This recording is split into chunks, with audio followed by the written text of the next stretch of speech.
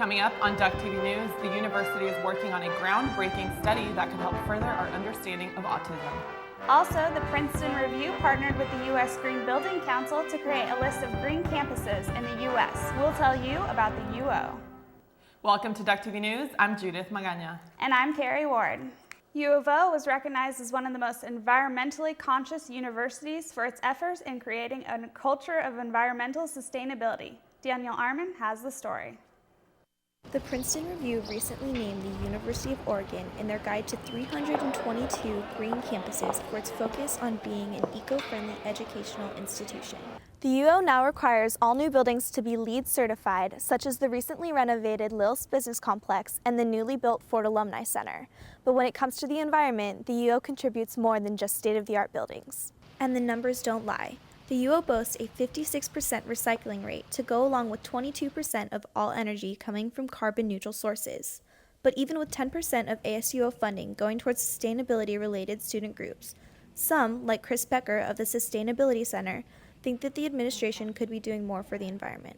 The University of Oregon has a lot of room to improve and grow. We, for example, have a climate action plan that says that we are going to be carbon neutral by 2050.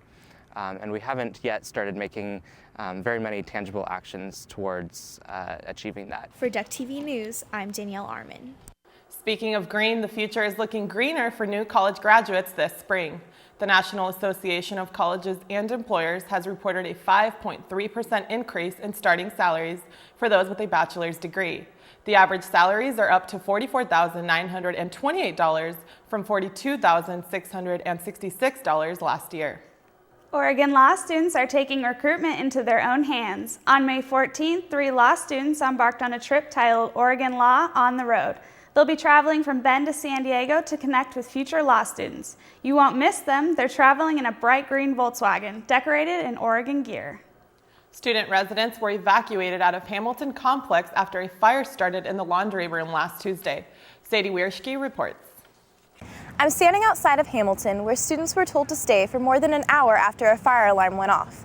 Though no one got hurt in the incident, questions still remain. What caused the fire and what are the emergency precautions students should take to stay safe?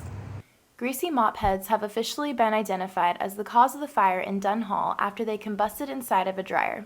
Hamilton resident Blake McDonald was awoken by the alarm and evacuated the building. I was prepared because we've already had like 3 drills this term. Our fire exit is the left exit of Boynton, so instead of coming in the main entrance, we'll go down the stairs that exit to the street. University Housing is changing its policy to prevent future fires by laundering cleaning supplies off campus. Reporting for Duck TV News, I'm Sadie Wiersky. The University of Oregon Institute of Neuroscience is conducting experiments on zebrafish to find treatments for autism. The department is studying the link between certain genetic mutations in the fish and their social behavior.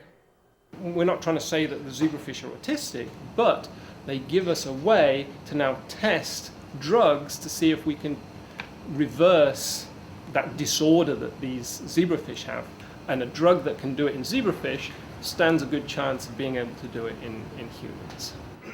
Washburn and his colleagues are still waiting on funding for the study. Ideally, drug testing on the zebrafish can begin at the end of the year. That's all we have for you tonight. Thanks for joining us. I'm Carrie Ward. And I'm Judith Magaña. Have a great night.